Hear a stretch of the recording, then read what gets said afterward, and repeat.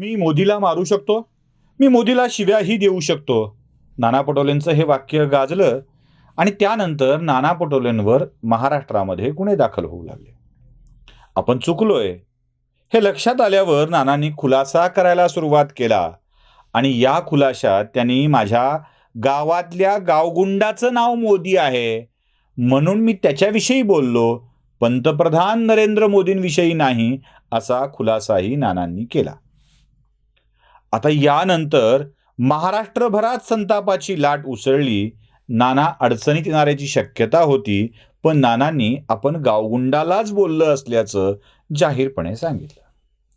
मीडियाची लोक त्या गावात जाऊन आली आणि तिथे कुठे मोदी नावाचा गुंड आहे का शोधण्याचा प्रयत्न केला. आता मोदी हे नाव त्या गावात कुठेच सापडलं नाही. भंडाऱ्याच्या पोलिसांना लोकांनी विचारलं की तुम्ही कोणत्या मोदीला हिस्ट्री शीटर समजता का किंवा नोंद आहे का. भंडाऱ्याच्या पोलिसांना तेही सांगता आलं नाही. बिचाऱ्या भंडाऱ्याच्या पोलीस दलाची अवस्था इकडे आड तिकडे विहीर अशी झाली. नाना पटोलेंनी सांगितलेला मोदी नाही म्हणावं तर सरकार पक्षाचा रोष अंगावर उडवून घ्यावा आणि मोदी आहे म्हणावं तर दाखवायचा कुठून, असा प्रश्न बिचाऱ्या भंडाऱ्याच्या पोलिसांना पडला.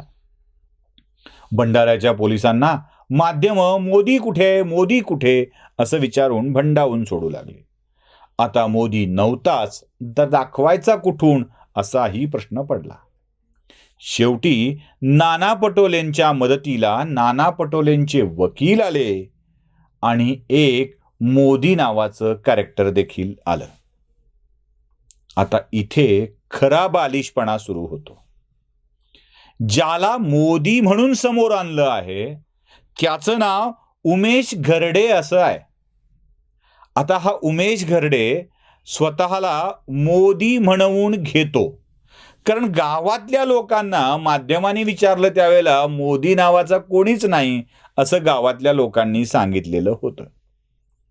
आता हा उमेश घरडे उर्फ मोदी, कारण कदाचित नानांच्या गावात गावगुंडाला मोदी म्हणण्याची नवी पद्धत रूढ झाली असावी. राजकीय वैर किती असतं बघा. एखाद्या गुंडाला मोदी नावाने हाक मारण्याची नवी पद्धत रूढ झाली असावी, कारण काही ठिकाणी गुंडाला दाऊद म्हटलं जातं, गुंडाला दादा म्हटलं जातं. कदाचित त्यांच्या गावात गुंडाला मोदी म्हटलं जात असेल. मोदी हे टोपण नाव घेऊन निघालेला उमेश घरडे ह्या स्वतःहून पुढे आला आणि एका वकिलाच्या मदतीनं त्यानं आपणच तो मोदी असल्याचं सांगितलं.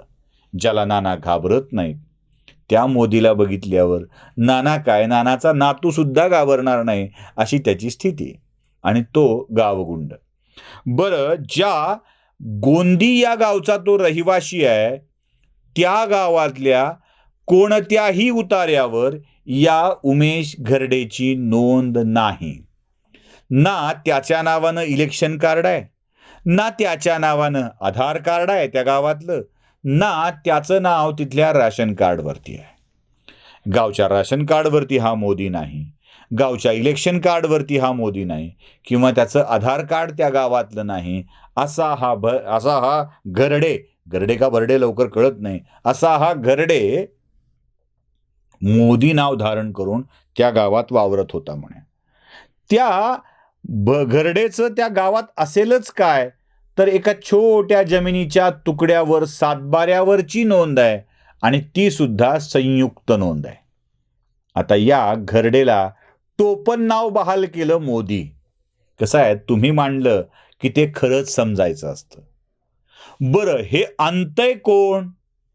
कायद्याची मदत घेऊन एक सन्माननीय वकील साहेब जे उके आहेत ते त्याला घेऊन आलेत. आणि हे उके नुसतेच नाना पटोले यांचे वकील आहेत असं नाही, तर वारंवार भारतीय जनता पक्षाच्या नेत्यांवरती या उकेनी वेगवेगळ्या केसेस केलेल्या आहेत. सरन्यायाधीशांवरती केलेल्या आहेत, सर्वोच्च न्यायालयाच्या न्यायाधीशांवरती केलेल्या आहेत, उच्च न्यायालयाच्या न्यायाधीशांवरती केलेल्या आहेत. या प्रकरणामध्ये त्यांच्यावरती अनेक खटले चालू आहेत. काही प्रलंबित आहेत, काही त्यांचे दावे आहेत, काही प्रतिदावे आहेत, काही अपील आहेत, अनेक गोष्टी चालू आहेत. देवेंद्र फडणवीसांच्या विरोधात विशेषतः खास करून या उकेंनी वेगवेगळ्या केसेस दाखल केलेल्या आहेत. ही माहिती तुम्हाला मी सांगतोय. म्हणजे वकील जे आहेत त्यांच्याही वकिलीच्या पेशातून, कदाचित नाना पटोलेंचे वकील म्हणून असेल, त्यांचेही हे उद्योग सातत्यानं चालू आहेत. आता भारतीय जनता पक्षाचा सातत्यानं विरोध करणारे एक वकील, भारतीय जनता पक्षाचा असाच द्वेष करणारे नाना पटोले आणि कोणालाही माहीत नसलेला आणि आत्ताच शोध लागलेला हा गावगुंड मोदी. म्हणजे सगळ्या पेपरनी किती छान लिहिलं बघा. त्याचं नाव भरडे उर्फ मोदी, उमेश भरडे उर्फ मोदी, उमेश भरडे उर्फ मोदी. जणू काही याचं पाळण्यातलं नाव मोदी आहे अशा स्वरूपात माध्यमं त्याचा उल्लेख करतायत. आता हा दारू पिलेला होता, तो अमुक होता, तो तमुक होता, हे सगळं तोंडानं सांगतोय. मी सांगण्याच्या आधी त्याला गावगुंड मानायचं का नाही त्याची विधानं ऐकून तुम्ही ठरवा. हा, दारू विकतो मी, पण असा हमेशा नाही विकत. मी कधी नागपूरला राहतो, कधी गावलाही राहतो, असं आहे. मी दारू पेला होतो, नशापत्तीने मी काही बोलून टाकतो. हे सगळं ऐकल्यावरती असा प्रश्न आपल्या मनात पडतोच की याला गावगुंड समजायचं का? हा असू शकतो का गावगुंड? नाना पटोलेंनी एका वाक्यात हा विषय संपवू शकले असते. एवढा मोठा तमाशा, म्हणजे मोदी नावाचा तमाशा उभा करताना, मोदी नावाचं बालिशपणा उभा करताना म्हणजे काहीच नाही वाटलं. कुणालाही कळेल, अगदी शेमड्या लेकरांनाही कळेल की हे सगळं प्रकरण काय आहे. जे शेमड्या लेकराला कळू शकतं ते शहाण्या राजकारण्यांना का कळत नाही असा प्रश्न पडल्याशिवाय राहत नाही. या मोदी नावावर हा जो सगळा राजकीय बालिशपणा चाललेला आहे ना, याला बालिशपणाशिवाय दुसरं काहीही म्हणता येत नाही. मी बोललेलं वाक्य, बरं या मोदीला पोलिसांनी शोधून आणलंय का हा मोदी आहे म्हणून? नाही. कुठल्या यंत्रणेने शोधलंय का हा मोदी आहे म्हणून? नाही.